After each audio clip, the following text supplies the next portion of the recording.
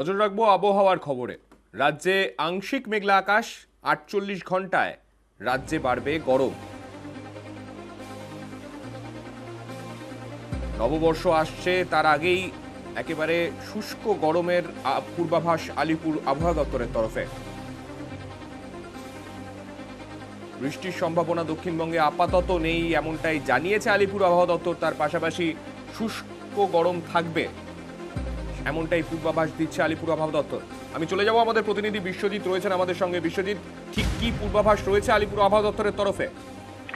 দেখো, বিক্ষিপ্তভাবে বৃষ্টি আজও কাল হতে পারে, তবে দক্ষিণবঙ্গে বৃষ্টির সম্ভাবনা ক্রমশ কমবে এবং গরম বাড়বে। তবে এখনই তাপপ্রবাহের সতর্কবার্তা না থাকলেও সংলগ্ন জেলা ওড়িশাতে তাপপ্রবাহের সম্ভাবনা রবিবারের পর থেকে থাকছে। তার একটা প্রভাব তো অবশ্যই পড়বে, অর্থাৎ গরম ও শুকনো হাওয়ার যে প্রভাব সেটা বাড়বে। আজ বীরভূম ও মুর্শিদাবাদে দক্ষিণবঙ্গের বৃষ্টির সম্ভাবনা রয়েছে। অন্যদিকে উত্তরবঙ্গের দার্জিলিং, কালিম্পং, জলপাইগুড়িতে বজ্রবিদ্যুৎ সহ বৃষ্টির সম্ভাবনা রয়েছে।